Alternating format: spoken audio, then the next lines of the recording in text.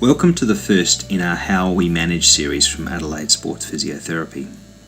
This video describes in general terms how we have evolved our management of tennis elbow or lateral elbow pain.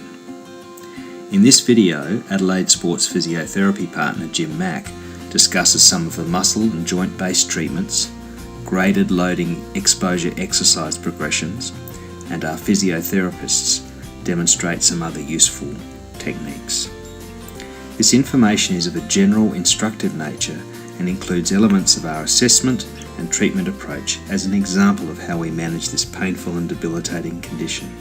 It is not a comprehensive self-help guide. Shortening the flexor pronator muscles, they're the squeezing, gripping muscles with the tennis elbow problem. So we spend a lot more time releasing the flexors.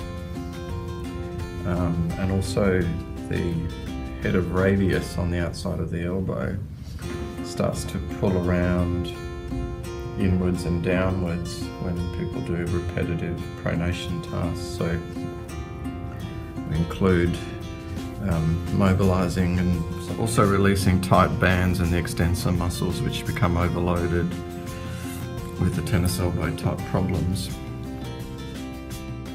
The strengthening program is focused on stabilising the head of the radius bone on the outside of the elbow joint. This also reduces the compression and tension on the extensor muscles and tendon, often the actual source of the pain. People are taught to keep the forearm supinated or turned out and bring the hand into a position where they can lift and grip with the wrist in a much more stable, less stressed posture. The problem position is when the forearm spins into a closed or pronated position and the wrist into a position called ulnar deviation. Handle a nice light weight, they can control that. They progress to something a bit heavier.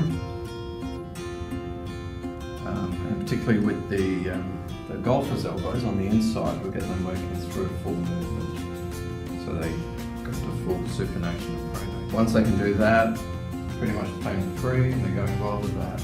We introduce pain-free gripping.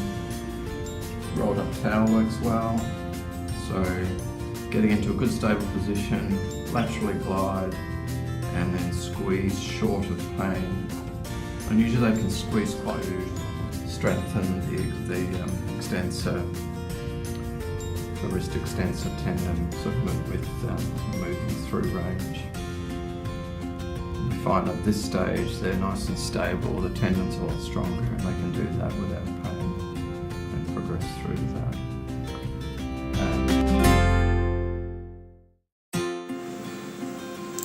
Stretching starts with the pronators and forearm flexors. This is done with the elbow fully straight, holding the arm and forearm in a supinated position. It can also be done with the fingers facing upwards, with the arm and forearm turned out or supinated. Stretching of the extensors is performed with the elbow in flexion and in full extension.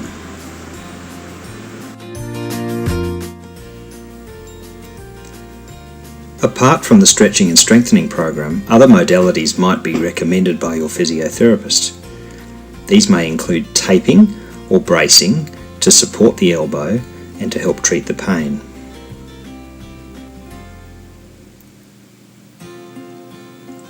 Dry needling, a form of acupuncture, can also help reduce muscle spasm, tight bands, and pain.